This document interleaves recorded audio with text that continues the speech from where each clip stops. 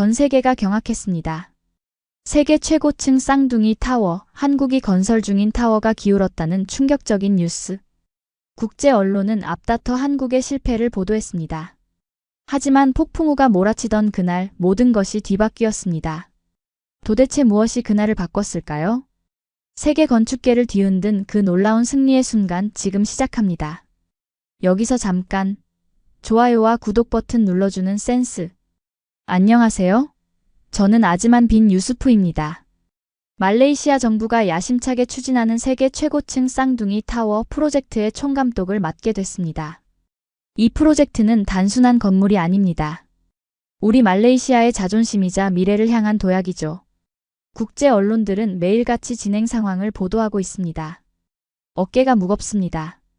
오늘 아침 프로젝트 사무실 창문 너머로 건설 현장을 바라봤습니다. 지금은 그저 거대한 구덩이에 불과하지만 곧 세계의 하늘을 찌를 두 개의 거대한 타워가 솟아오를 겁니다. 타워 1은 일본 건설팀이, 타워 2는 한국 건설팀이 맡았죠. 저는 두 팀의 작업을 동시에 감독해야 합니다. 일본 팀과는 과거에 여러 프로젝트를 함께 했습니다. 그들의 정확함과 세심함은 항상 감탄을 자아냈죠.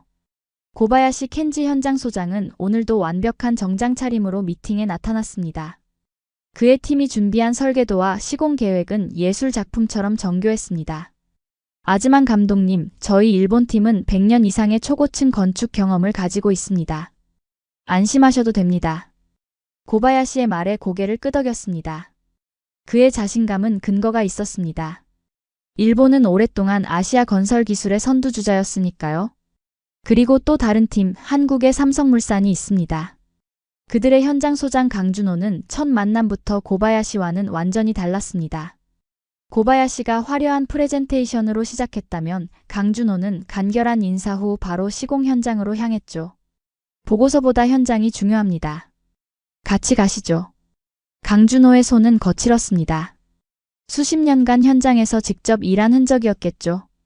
그의 말은 적었지만 눈빛은 강렬했습니다. 팀원들은 그를 마치 군인이 장군을 대하듯 존경심을 표했습니다. 솔직히 불안했습니다. 한국은 초고층 건물 시공 경험이 일본보다 적습니다. 과연 저 사람들이 세계 최고층 빌딩을 지을 수 있을까? 의구심이 들었습니다. 하지만 프로젝트 총감독으로서 공정함을 유지해야 했죠. 첫 주 동안 두 팀의 작업 방식을 관찰했습니다. 일본 팀은 모든 것을 문서화하고 회의를 통해 결정을 내립니다. 고바야시는 매일 저녁 정확히 5시에 진행 보고서를 제출했습니다. 그의 보고서는 항상 완벽했죠. 반면 한국 팀은 달랐습니다. 그들은 서류보다 행동이 먼저였습니다. 강준호는 새벽부터 밤늦게까지 현장을 떠나지 않았습니다. 그의 팀원들도 마찬가지였죠. 그들은 빠른 의사결정과 즉각적인 실행력으로 일본 팀보다 한 발 앞서 기초 공사를 시작했습니다. 사무실로 돌아와 창밖을 바라봤습니다.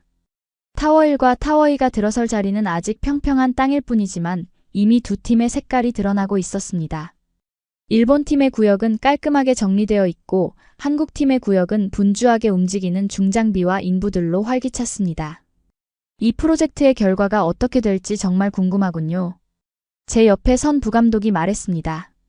두 팀 다 각자의 방식으로 최선을 다할 겁니다. 우리는 공정하게 지켜보고 지원하면 됩니다. 그렇게 말했지만 마음 한구석에서는 일본 팀에 더 신뢰가 갔습니다. 오랜 경험과 체계적인 접근법은 초고층 건물 같은 복잡한 프로젝트에서 중요하니까요. 하지만 제가 모르는 사실이 있었습니다. 이 프로젝트는 단순한 건물 건설이 아니라 두 나라의 자존심을 건 경쟁이 될 것이라는 사실을요. 저는 공사 현장을 둘러보며 믿기 힘든 광경을 목격했습니다. 일본 팀의 작업 현장은 예상대로 정갈했죠. 모든 장비가 줄지어 정리되어 있고 작업자들은 정해진 시간에 정확히 움직였습니다. 고바야시는 매일 아침 팀원들과 함께 안전회의를 진행했고 그의 문서화 작업은 완벽했습니다. 아즈만 감독님, 이번 주 작업 계획과 안전점검 보고서입니다. 모든 내용을 세부적으로 정리했습니다. 고바야시가 건넨 파일은 마치 교과서 같았습니다. 색깔별로 구분된 섹션, 완벽한 그래프, 심지어 예상 문제점까지 모두 분석되어 있었죠. 감탄이 절로 나왔습니다. 놀랍군요, 고바야시 소장님. 이 정도 준비성이라면 프로젝트가 순조롭게 진행될 것 같습니다. 그러나 타워의 현장으로 이동하자 완전히 다른 풍경이 펼쳐졌습니다. 한국팀은 마치 전쟁터처럼 바쁘게 움직이고 있었죠. 중장비들은 쉴 새 없이 가동되었고 작업자들은 서로 소리치며 의사소통했습니다. 강준호는 현장 한가운데서 직접 지시를 내리고 있었습니다. 이 속도라면 예정보다 2주 빨리 기초공사를 마칠 수 있을 것 같군요. 강준호의 말에 깜짝 놀랐습니다. 보통 초고층 빌딩의 기초공사는 일정보다 늦어지는 것이 일반적인데 오히려 앞당긴다니 믿기 힘들었죠. 강 소장님, 이렇게 속도를 내면 품질이 떨어지지 않습니까? 제 질문에 강준호는 잠시 작업을 멈추고 저를 바라봤습니다. 그의 얼굴에는 땀이 흘러내리고 있었지만 눈빛은 또렷했습니다. 아즈만 감독님, 아직 끝난 게 아니니까 판단은 이르다고 생각합니다. 저희는 속도와 품질 둘 다 놓치지 않습니다. 강준호의 대답은 짧았지만 그의 자신감이 느껴졌습니다. 그는 말없이 다시 현장을 돌며 각 구역을 확인했죠. 작업자들의 손놀림을 체크하고 콘크리트 타설 상태를 직접 만져보며 확인하는 모습이 인상적이었습니다. 사무실로 돌아와 두 팀의 진행 상황을 비교해봤습니다. 일본 팀은 계획대로 착실하게 진행하고 있었고 한국 팀은 이미 계획보다 앞서가고 있었죠. 하지만 여전히 불안했습니다. 역사적으로 일본의 건설 기술은 세계적으로 인정받아왔지만 한국은 상대적으로 경험이 적었으니까요. 다음 날 고바야시가 제 사무실을 찾아왔습니다. 그의 표정이 심상치 않았죠. 아즈만 감독님, 한국팀의 작업 속도가 걱정됩니다. 이런 대형 프로젝트에서 지나친 속도는 위험할 수 있습니다. 고바야시 소장님, 걱정되는 부분이 있으신가요? 네, 특히 기초공사에서 충분한 양생기간 없이 진행하는 것은 장기적으로 구조적 문제를 일으킬 수 있습니다. 우리 일본은 수십 년간의 경험을 통해 안전을 최우선으로 합니다. 그의 말에 고개를 끄덕였습니다. 맞는 말이었죠. 양생기간은 콘크리트 강도에 직접적인 영향을 미치니까요. 한국팀의 현장을 다시 방문했을 때 강준호에게 고바야시의 우려를 전달했습니다. 양생기간이 충분하지 않다는 지적이 있는데 이에 대해 어떻게 생각하십니까? 강준호는 잠시 생각하더니 저를 현장 한쪽으로 안내했습니다. 그곳에는 제가 본 적 없는 장비들이 설치되어 있었죠. 이것은 최신 콘크리트 양생 촉진 시스템입니다. 기존 방식보다 30% 빠르게 양생되면서도 강도는 오히려 높아집니다. 저희는 속도만 추구하는 게 아닙니다. 그의 설명을 들으며 놀라움을 감추지 못했습니다. 강준호는 계속해서 현장을 안내하며 한국팀만의 기술적 접근법을 설명했죠. 그들은 단순히 빠르게 작업하는 것이 아니라 혁신적인 기술과 방법론을 통해 효율성을 높이고 있었습니다. 하루가 지나고 제 사무실에 두 팀의 콘크리트 강도 테스트 결과가 도착했습니다. 일본 팀의 결과는 예상대로 기준치를 충족했습니다. 그리고 한국 팀의 결과를 확인했을 때 저는 자리에서 일어나 보고서를 다시 읽어봤습니다. 이게 맞나요? 한국 팀의 콘크리트 강도가 기준치보다 15% 높다고요? 부감독이 고개를 끄덕였습니다. 네, 2번 확인했습니다. 그들의 양생 기술이 정말 효과가 있는 것 같습니다. 창밖으로 한국팀의 현장을 바라봤습니다. 그들은 여전히 바쁘게 움직이고 있었지만 이제는 다른 시선으로 보게 됐죠. 혹시 내가 그들을 과소평가한 것일까? 아직 결론을 내리기엔 이르지만 한국팀에 대한 제 의구심이 조금씩 변화하기 시작했습니다. 저는 프로젝트 진행률 70% 지점에서 예상치 못한 위기를 맞았습니다. 아침 일찍 비서가 들고 온 일본 신문에는 충격적인 헤드라인이 실려 있었습니다. 말레이시아 쌍둥이 타워, 한국 건설 타워 기울어져. 순간 혈압이 오르는 느낌이었습니다. 기사 내용은 더 충격적이었습니다. 타워이, 즉 한국이 시공 중인 타워가 1인치 기울었다는 내용이었죠. 이미 해외 언론에서도 이 소식은 퍼지고 있었습니다. 가슴이 철렁 내려앉았습니다. 이 프로젝트는 말레이시아의 국가적 자부심이자 제 커리어의 정점을 찍을 작품이었습니다. 실패는 절대 용납될 수 없었죠. 즉시 현장으로 향했습니다. 일본 팀 구역에서 고바야시를 만났는데 그는 의외로 평온해 보였습니다. 주변에는 여러 언론사 기자들이 그를 둘러싸고 있었죠. 안타깝게도 우려했던 일이 발생했군요. 저희 일본 팀은 안정성을 최우선으로 하기 때문에 이런 문제가 발생하지 않았습니다. 고바야시의 말에는 미묘한 우월감이 느껴졌습니다. 그는 카메라 앞에서 노련하게 설명을 이어갔습니다. 일본 기술의 우수성과 안정성을 강조하면서 한국 기술의 한계를 암시했죠. 그의 표정에서는 어떤 놀라움도 보이지 않았습니다. 마치 이미 예상했던 일인 것처럼요. 타워의 현장으로 급히 이동했습니다. 그곳에서는 강준호가 팀원들과 함께 무언가를 검토하고 있었습니다. 다급한 마음으로 그에게 다가갔습니다. 강 소장님, 언론 보도가 사실입니까? 타워가 정말 기울었습니까? 제 목소리에는 긴장감이 가득했습니다. 하지만 강준호의 표정은 의외로 차분했습니다. 그는 잠시 생각하더니 단 한마디로 대답했습니다. 측량 결과가 나올 때까지 기다리시죠. 그게 전부였습니다. 더 이상의 해명이나 변명은 없었죠. 저는 당황했습니다. 이런 큰 위기 상황에서 그저 기다리자고만 한다니요. 온 세계 언론이 우리 프로젝트를 주시하고 있는데 말입니다. 사무실로 돌아와 창밖을 바라봤습니다. 두 타워는 나란히 서 있었고 육안으로는 어떤 기울어짐도 감지할 수 없었습니다. 의문이 들었습니다. 정밀 장비로만 측정 가능한 1인치의 기울어짐을 어떻게 일본 언론이 가장 먼저 알게 되었을까요? 그날 오후 여러 국제 언론사들이 저에게 인터뷰를 요청했습니다. 프로젝트 총감독으로서 책임 있는 답변을 해야 했지만 아직 확실한 정보가 없었죠. 부감독은 걱정스러운 표정으로 제게 다가왔습니다. 어떻게 대응하실 건가요? 프로젝트가 위험에 처해 있습니다. 깊은 한숨을 내쉬며 대답했습니다.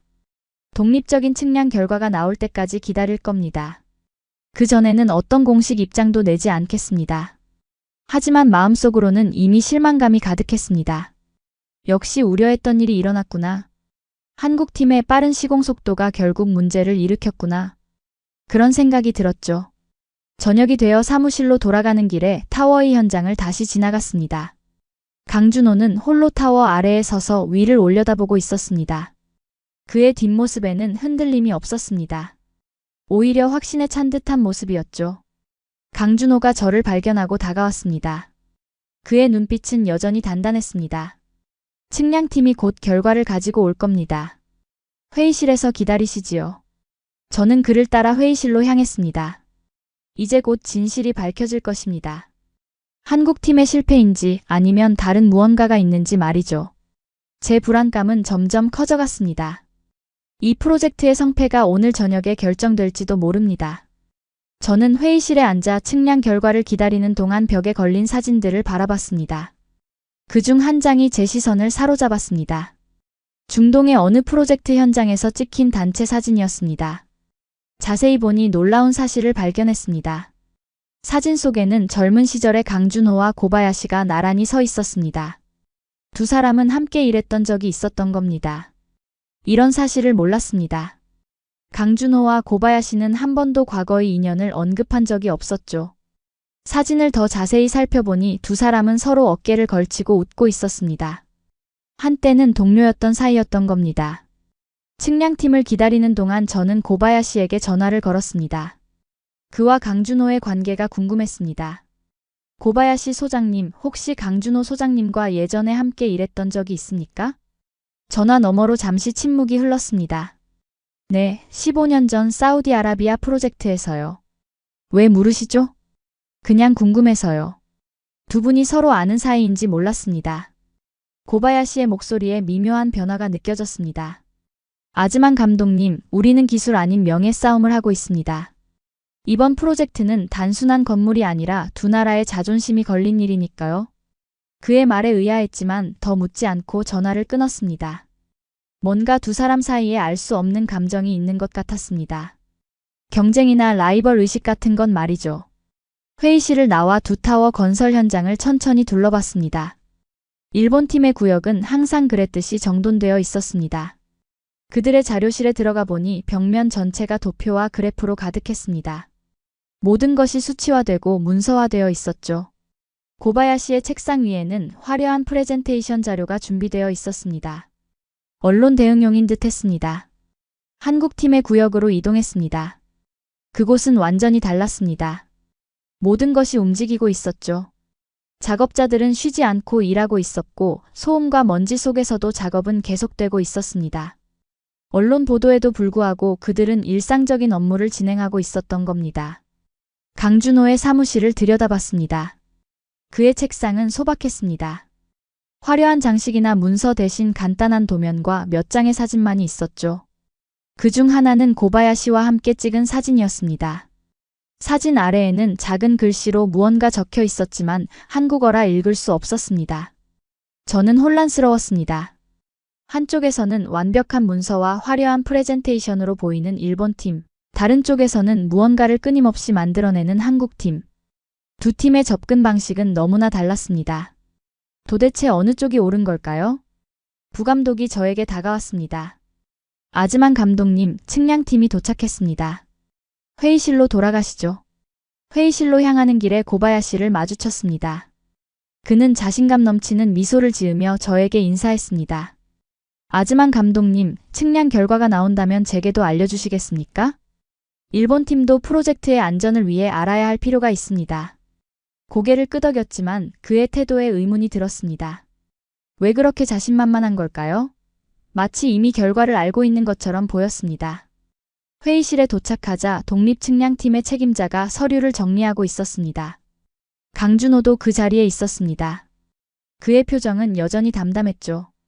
측량팀 책임자는 저희에게 인사하고 바로 본론으로 들어갔습니다. 두 타워의 정밀 측량 결과를 말씀드리겠습니다. 그가 컴퓨터 화면을 켜자 3D 모델이 나타났습니다. 두 타워의 구조가 시각적으로 표현되어 있었죠. 측량팀 책임자는 화면을 확대하며 설명을 이어갔습니다. 측량팀 책임자의 발표를 기다리는 순간 제 심장은 빠르게 뛰고 있었습니다. 이 결과가 프로젝트의 운명을 결정할 것입니다. 일본 언론의 보도가 사실이라면 타워이의 공사를 중단하고 다시 시작해야 할지도 모릅니다. 그렇게 되면 막대한 비용과 시간이 추가로 필요할 것이고 말레이시아 정부의 신뢰도 잃게 될 것입니다. 강준호는 여전히 침착했습니다. 그는 마치 이미 결과를 알고 있는 것처럼 보였습니다. 측량팀 책임자가 마우스를 클릭하자 화면이 바뀌었고 곧 충격적인 진실이 드러났습니다. 저는 측량팀 책임자의 발표에 숨을 죽였습니다. 스크린에 표시된 3D 모델은 믿기 힘든 결과를 보여주고 있었습니다. 기울어진 건 타워2가 아닌 타워1이었습니다. 일본이 시공 중인 타워가 실제로 기울어져 있었던 겁니다. 정밀 측정 결과 타워1이 북쪽으로 1.2인치 기울어져 있음을 확인했습니다. 반면 타워2는 허용 오차 범위 내에서 완벽한 수직을 유지하고 있습니다. 측량팀 책임자의 말에 회의실은 침묵에 빠졌습니다. 저는 자료를 다시 확인했습니다. 분명히 타워1, 일본 팀이 시공 중인 타워가 기울어져 있었습니다. 이게 맞습니까? 실수는 아닙니까? 네, 3번 반복 측정했습니다. 결과는 동일합니다. 충격이었어요. 일본 언론은 한국 타워가 기울었다고 보도했는데 실제로는 정반대였습니다. 강준호를 바라봤습니다. 그는 여전히 침착했지만 눈빛에는 작은 승리의 기색이 보였어요. 강 소장님, 이 사실을 알고 계셨습니까? 저희는 매일 자체 측정을 하고 있습니다. 타워의 수직 상태는 완벽해요. 그의 대답은 간결했죠. 왜 그는 처음부터 이 사실을 알리지 않았을까요? 궁금했지만 지금은 더 중요한 문제가 있었습니다. 회의실을 나와 즉시 일본 팀 구역으로 향했습니다. 고바야시를 찾아야 했어요. 그러나 그의 사무실은 비어 있었습니다. 팀원들은 모두 분주하게 무언가를 정리하고 있었죠. 제가 다가가자 그들은 고개를 숙이고 말을 피했습니다. 부감독이 저에게 다가왔어요. 일본 팀은 긴급 내부 회의 중입니다. 그리고 언론에 나간 기사들이 하나둘 삭제되고 있습니다. 언론 보도를 다시 확인해 보니 일본 신문사들은 기사를 내리고 있었어요. 해외 언론들도 정정 보도를 시작했죠. 타워1이 기울어졌다는 사실은 빠르게 퍼지고 있었습니다. 한국팀 구역으로 돌아가 보니 그들은 평소와 같이 일하고 있었어요. 강준호는 현장에서 작업자들과 함께 있었죠. 그에게 다가갔습니다. 왜 처음부터 말씀하지 않으셨습니까? 타워1이 기울었다는 사실을 알고 있었잖아요. 강준호는 잠시 일을 멈추고 저를 바라봤습니다. 아즈만 감독님, 우리는 남의 실수를 지적하는 일보다 우리의 일을 완벽하게 하는 데 집중합니다. 그게 우리 방식입니다. 그의 말에 깊은 인상을 받았어요. 한국팀은 언론의 오보에도 불구하고 자신들의 일에만 집중했던 것입니다. 더 놀라운 사실은 그들이 이미 모든 구조물을 오차 범위 내에서 검증 완료했다는 점이었습니다. 한국팀의 자료실로 들어가 보니 벽면에는 매일의 측정 데이터가 꼼꼼하게 기록되어 있었어요. 그들은 모든 것을 조용히 준비하고 있었던 거죠. 언론의 오보에도 대응할 준비가 되어 있었습니다. 사무실로 돌아와 창밖으로 두 타워를 바라봤어요. 겉으로 보기에는 두 타워 모두 완벽해 보였죠. 하지만 이제 저는 알았습니다. 겉모습과 실제는 다를 수 있다는 사실을요. 화려한 발표와 자료보다 중요한 것은 실제 결과였습니다. 그날 저녁 고바야시가 마침내 제 사무실을 찾아왔어요. 그의 표정은 처음 보는 심각함이었죠. 아즈만 감독님, 실수가 있었습니다. 우리는 타워 1의 기울어짐을 바로잡기 위한 조치를 취하고 있습니다. 그는 더 이상 자신만만한 모습이 아니었어요. 처음으로 그의 목소리에서 불안감을 느꼈습니다. 고바야시 소장님, 왜 한국 타워가 기울었다고 언론에 알렸습니까? 그는 잠시 침묵했어요. 그의 대답은 예상외였죠. 기술적 오해가 있었습니다. 그게 전부였습니다. 진정한 사과도 설명도 없었어요. 그저 기술적 오해라는 말만 남겼을 뿐이었죠. 저는 그날 밤 많은 생각을 했습니다. 두 팀의 차이점, 두 사람의 리더십 스타일, 그리고 누가 진정한 전문가인지에 대해서요. 다음 날 아침 프로젝트는 새로운 국면을 맞았습니다. 일본 팀은 타워 1 긴급 보정 작업에 돌입했어요. 모든 작업 일정이 조정되었고 추가 장비와 인력이 투입됐죠. 일본 언론은 이전의 보도를 모두 삭제하고 기술적 오해라는 표현으로 상황을 설명하기 시작했습니다. 한편 국제기자단의 현장 방문이 예정되어 있었습니다. 전 세계 주요 언론사들이 쌍둥이 타워 프로젝트 현장을 보고 싶어 했죠. 하지만 일본 팀은 갑자기 취재를 거부했습니다. 고바야시는 내부 조정 중이라는 이유로 모든 인터뷰를 취소했습니다. 이제 오직 한국팀만이 현장 공개를 승낙했습니다. 강준호는 평소와 다름없이 차분하게 준비를 진행했습니다. 그런데 문제가 생겼어요. 기상청에서 그날 강풍과 폭우 예보를 발표한 것입니다. 저는 강준호에게 우려를 표했어요.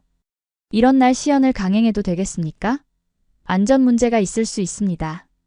강준호는 창밖에 어두워지는 하늘을 바라보더니 고개를 끄덕였습니다. 건물은 비와 바람 속에서도 버텨야 합니다. 오히려 더 좋은 시험 기회입니다. 그의 자신감에 놀랐어요. 강준호는 직접 타워 꼭대기로 올라갈 계획이었습니다. 타워 2의 안전성을 증명하기 위해서였죠. 제 마음은 복잡했습니다. 그의 결단력은 분명 존경할 만했지만 위험하다고 생각했어요.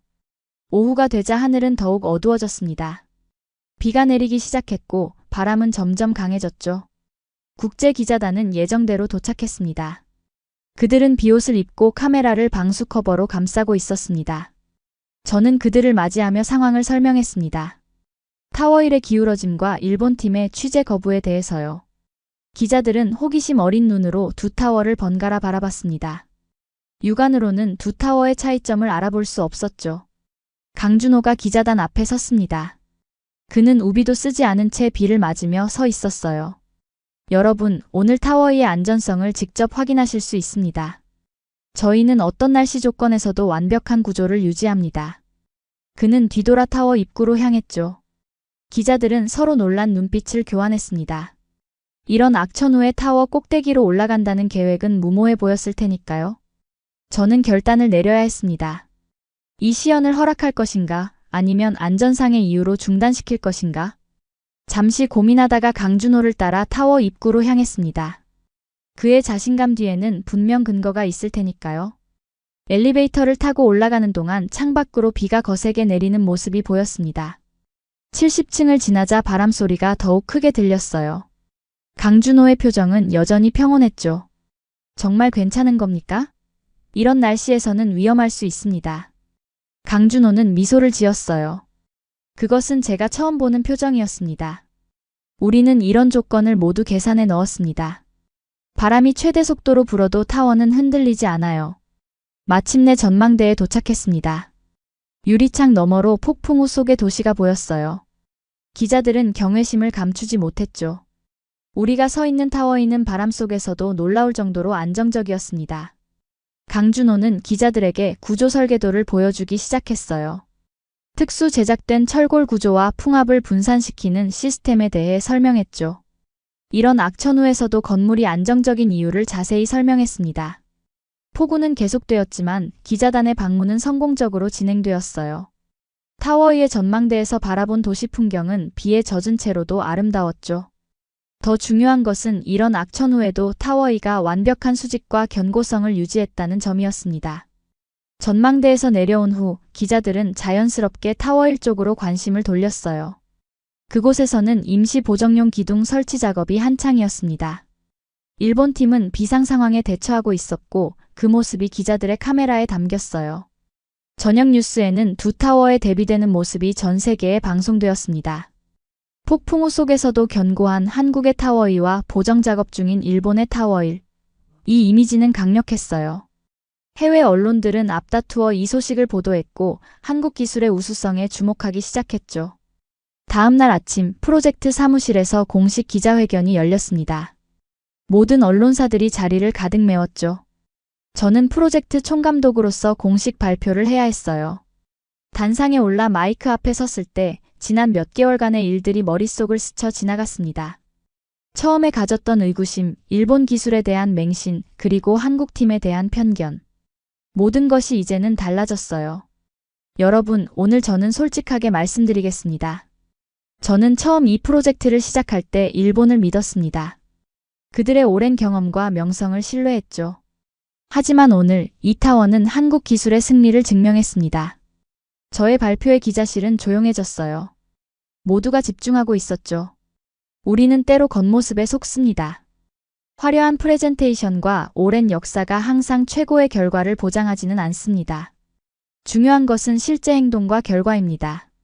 타워이는 그 증거입니다. 기자회견이 끝난 후 저는 타워이 꼭대기로 다시 올라갔어요. 강준호가 그곳에 있었습니다. 그는 창밖으로 도시를 바라보고 있었죠. 제가 다가가자 그는 돌아봤습니다. 강 소장님, 왜 그동안 자신을 변명하지 않으셨습니까? 오보가 나돌 때 진실을 말할 수 있었을 텐데요. 강준호는 잠시 생각하더니 대답했어요. 말보다 행동이 중요합니다. 우리는 결과로 증명하는 것을 선호하죠. 저는 그의 손을 잡고 단단히 악수했어요. 그의 손에는 여전히 현장에 거친 흔적이 남아 있었습니다. 진정한 장인의 손이었죠. 이 프로젝트는 당신과 한국팀 덕분에 성공했습니다. 감사합니다. 강준호의 입가에 미소가 번졌습니다. 우리는 함께 창밖을 바라봤죠. 이제 맑게 갠 하늘 아래 말레이시아의 도시 풍경이 펼쳐져 있었습니다. 두 개의 타워가 나란히 서 있었지만 이제 모두가 그 차이점을 알게 되었죠. 프로젝트 완공일이 일주일 앞으로 다가왔습니다. 타워 1의 기울어짐은 결국 보정되었고 두 타워 모두 외관상으로는 완벽해 보였어요. 하지만 모든 사람들은 이제 진실을 알고 있었죠. 한국 기술의 우수성과 일본의 실수를 말입니다. 저녁이 되자 저는 혼자 프로젝트 부지를 걸었습니다. 타워 아래에 서서 위를 올려다봤습니다요. 두 개의 거대한 구조물이 하늘을 찌르고 있었죠. 하지만 제 시선은 자연스럽게 타워 2로 향했습니다. 어둠이 내리자 타워 2 꼭대기에 삼성 로고가 밝게 빛나기 시작했습니다. 그 빛은 도시 전체를 비추는 듯 했어요. 묵묵한 손길이 세운 탑이 이제 전 세계의 주목을 받고 있었죠. 세계는 이제 그 이름을 기억할 것입니다. 다음 날 아침 공항으로 향하는 길에 강준호를 마주쳤습니다. 그는 조용히 귀국 비행기를 타기 위해 체크인을 하고 있었죠. 벌써 떠나시는 겁니까? 완공식이 일주일 후인데요. 강준호는 미소를 지었어요. 제 역할은 끝났습니다. 이제 젊은 팀원들이 마무리할 차례죠. 그의 겸손함에 다시 한번 감동했습니다. 성공의 순간에도 그는 자신을 내세우지 않았어요. 묵묵히 자신의 일을 완수하고 떠나는 모습이 인상적이었죠. 강 소장님, 이번 프로젝트는 제게 큰 교훈이 되었습니다. 겉모습보다 중요한 것은 내실이라는 사실을요. 강준호는 고개를 끄덕였습니다. 아즈만 감독님, 건물을 짓는 것은 사람을 키우는 것과 같습니다. 기초가 튼튼해야 하죠. 보이지 않는 곳에 정성을 다하는 것이 중요합니다. 우리는 마지막으로 악수를 나누었어요. 그리고 강준호는 출국장으로 사라졌습니다. 그의 뒷모습을 바라보며 이번 프로젝트가 단순한 건물 건설이 아니었다는 사실을 깨달았습니다. 그것은 두 문화의 만남이자 진정한 전문성이 무엇인지를 보여주는 교훈이었죠. 공항에서 나오는 길에 스마트폰을 확인했어요. 세계 각국의 건설 및 공학 매체들이 타워의 성공 사례를 다루고 있었습니다. 한국의 기술력이 세계적으로 인정받는 순간이었죠. 프로젝트 현장으로 돌아와 마지막으로 두 타워를 바라봤습니다. 외관상으로는 똑같아 보였지만 이제 저는 그 내면의 차이를 알고 있었습니다. 때로는 가장 조용한 사람이 가장 큰 일을 해낸다는 사실을요. 타워의 꼭대기에 삼성 로고가 다시 한번 빛나기 시작했습니다. 그 빛은 마치 새로운 시대의 시작을 알리는 신호 같았어요. 한국 기술의 시대, 묵묵하게 결과로 말하는 장인 정신의 시대가 열린 것입니다. 묵묵한 손길이 세운 탑.